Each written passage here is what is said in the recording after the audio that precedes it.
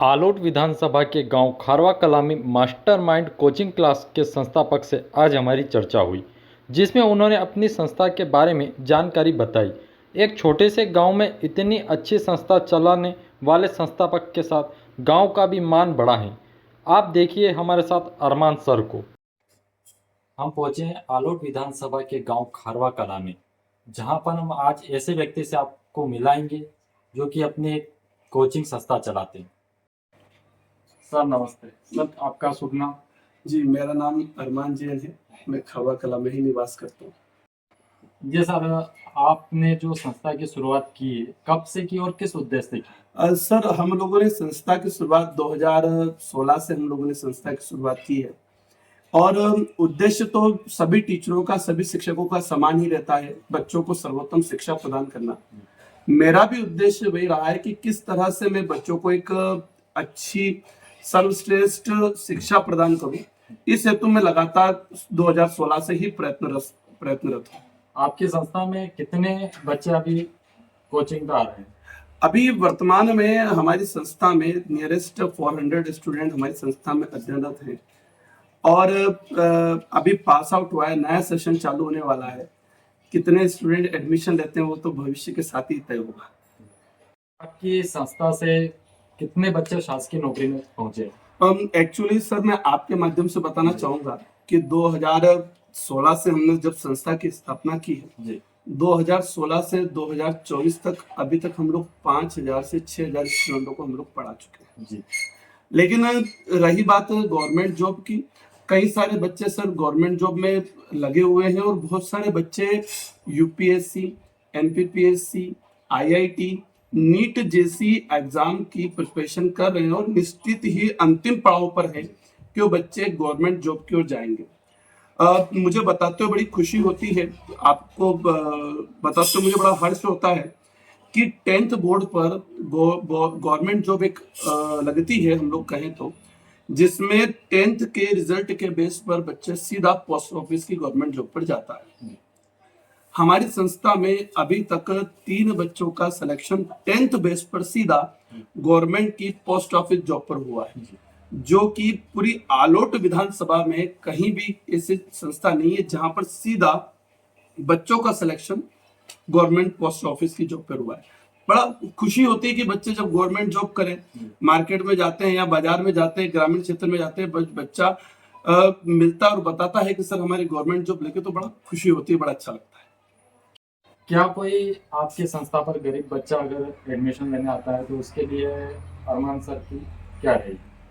अब अरमान सर निश्चित ही क्षेत्र में आप अगर कहीं पर घूमेंगे और पूछेंगे तो आपको पता चलेगा कि अगर कोई भी गरीब बच्चा जिसको आर्थिक रूप से या तो प्रताड़ित है या आर्थिक रूप से थोड़ा सा कमजोर है, कोरोना के समय में मैं आपको बताना चाहूंगा कि मैंने मेरे फेसबुक वॉल पर भी आज भी लिखा हुआ है कि यदि जिस बच्चों के पेरेंट्स कोविड के समय जिन्होंने बच्चों ने अपने पेरेंट्स को खोया है, उन बच्चों को मैं आज इवन 12th तक मैं फ्री में एजुकेशन दूंगा। तो आर्थिक रूप से तो सवाल ही नहीं उठता है कि मैं उनको पैसे के लिए किसी तरह से प्रताड़ित करूं, किसी तरीके से कुछ करूं। हाँ, उद्देश्य रहता है, चूंकि कहते हैं कि घोड़ा घास से दोस्ती करेगा तो खाएगा क्या, तो कुछ ना कुछ आर्थिक आवश्यकताएं तो हमारी भी है। हम लोग मिनिमम फीस में बच्चों को एक क्वालिटी एजुकेशन देने में विश्वास करते हैं, मैं उसके लिए प्रयत्नरत भी हूँ। और रही बात फीस की, अगर कोई भी बच्चा अगर नागिन जी के नाम से भी आ जाएगा तो मैं 100% उसको फ्री ऑफ कॉस्ट में पढ़ाने का प्रयत्न करूंगा। क्या आप इस संस्था को स्कूल के रूप में या कहीं बड़ा बनाने की कुछ इच्छा है आपकी? देखिए, फिलहाल तो स्कूल को लेकर मेरे मन में दूरों कोसों तक कोई प्लान नहीं है, कोई योजना नहीं है। मेरा इंटेंशन सिर्फ 10th 11th 12th के बच्चों को किस तरह से मैं अपना 100% दे पाऊं। मेरा इंटेंशन हमेशा से रहा है कि मैं 11th 12th के बच्चों को आईआईटी नीट लेवल के क्वेश्चंस यहीं पर प्रिपरेशन कराऊं। यदि कोई बच्चा 12th के बाद आईआईटी नीट की प्रिपरेशन करने जाता है तो मुझे पूरा विश्वास है कि वो 100% वहां पर उसको डाउट कुछ भी नहीं रहेगा, वो अपना 100% वहां देगा। ऐसा मैं मेरा प्रयत्न करता हूं। रही बात जो आपका प्रश्न है कि क्या आप स्कूल या अन्य प्लान को लेकर जाना जाता, कोसों तक मेरे मन में ऐसा कोई प्लान नहीं है, कोसों तक कोई मेरे मन में योजना भी नहीं है। मैं सिर्फ बच्चों को बोर्ड एग्जाम के रूप में तैयार करना चाहता हूँ, मेरा यही योजना है।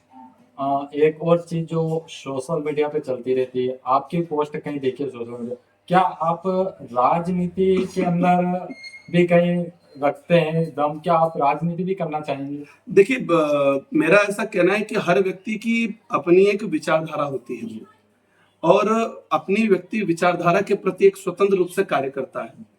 मेरी विचारधारा एक किसी पार्टी पॉलिटिक्स को लेकर के है, मैं निश्चित उसको स्वीकार करता हूँ। लेकिन संस्था के बीच में जब मैं कोचिंग संस्था में होता हूँ तो मैं सिर्फ वहां एक शिक्षक होता हूँ, ना कोई पॉलिटिक्स का व्यक्ति होता हूँ, ना किसी तरह का कोई एक राजनेता के रूप में होता हूँ। अगर आपको कहीं मौका मिले राजनीति करने का तो क्या आप करना चाहेंगे? अभी तो ऐसी वर्तमान में राजनीतिक कोई ऐसी अभिलाषा भी नहीं है, ऐसी कोई इच्छा भी नहीं है। मैं सिर्फ एक पार्टी के वर्कर के रूप में या एक छोटे से वर्कर के रूप में भी एक कार्य कर रहा हूँ। जैसा मुझे समय मिलता है मैं उसके रूप में जाता हूँ। मेरा एक सीधा सा क्लियर मेरा एक एम है, मेरा एक गोल है कि मैं किस तरह से बच्चों का भविष्य बना पाऊं, मैं किस तरह से इस क्षेत्र के बच्चों को कई सारे कलेक्टर दे पाऊं, कई सारे एसपी दे पाऊं, कई सारे डॉक्टर्स दे पाऊं, कई सारे आईआईटीएस इंजीनियर दे पाऊं, इसके लिए मैं प्रयत्नशील हूं। आपकी संस्था पर मैंने कई ऐसे मतलब आपके सोशल मीडिया पर पोस्ट देखे, कई शासकीय अधिकारी आपकी संस्था पर पहुंचे हैं। जी जी, इसके बारे में आपका क्या कहना है? शासकीय अधिकारियों को बुलाना का इंटेंशन मेरा यह रहता है कि मैं किस तरह से गवर्नमेंट अधिकारी, मैं आपको बताना चाहता हूँ, कई सारे एसपी सर, आईएएस आईपीएस अधिकारी हमारे बीच आते हैं। इसका एक सीधा सा क्लियर इंटेंशन ये होता है कि जब एक कोई बच्चा उन अधिकारियों को हमारे बीच पाएगा तो उसके मन में एक जिज्ञासा जागृत होगी कि मुझे भी इनके जैसा बनना है, वो उसके लिए प्रयत्न करेगा। और जब उन अधिकारियों का अनुभव बच्चों को मिलेगा तो निश्चित ही वो बच्चे उसका उपयोग करके अपने भविष्य में आगे जाएंगे।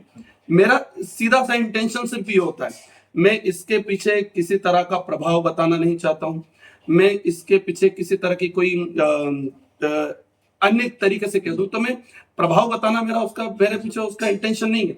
मेरा इंटेंशन सिर्फ इतना सा है, उन अधिकारियों को देख करके बच्चा सीखे, उन अधिकारियों को देख के बच्चा जागृत हो कि मुझे भी इनके जैसा बनना है।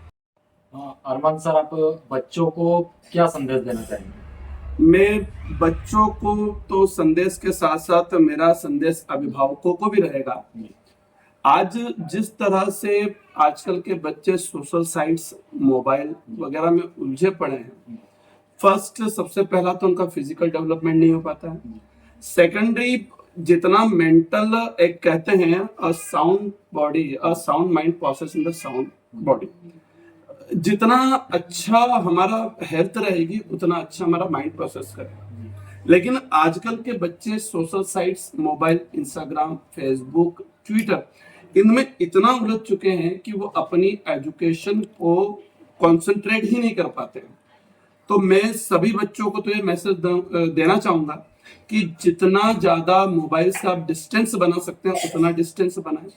सेकेंडरी, अभिभावकों को, पेरेंट्स को मैं यही मैसेज देना चाहूंगा कि जब तक आपका बच्चा उस लायक नहीं हो जाता आप उसको मोबाइल से दूर रखें, मोबाइल ना दे, यही बेटर रहेगा, ताकि आपका बच्चा प्रॉपर एजुकेशन पर ध्यान दे पाए, अपनी पढ़ाई संबंधित गतिविधियों पर ध्यान दे पाए।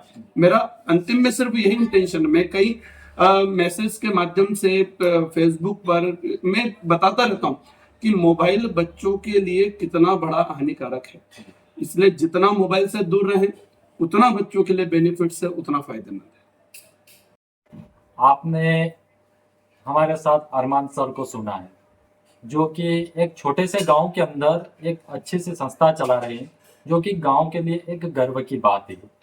और यहाँ के जो बच्चों का जो आप भविष्य बना रहे हैं उसके लिए हमारी ओर से भी आपको बहुत शुभकामनाएं।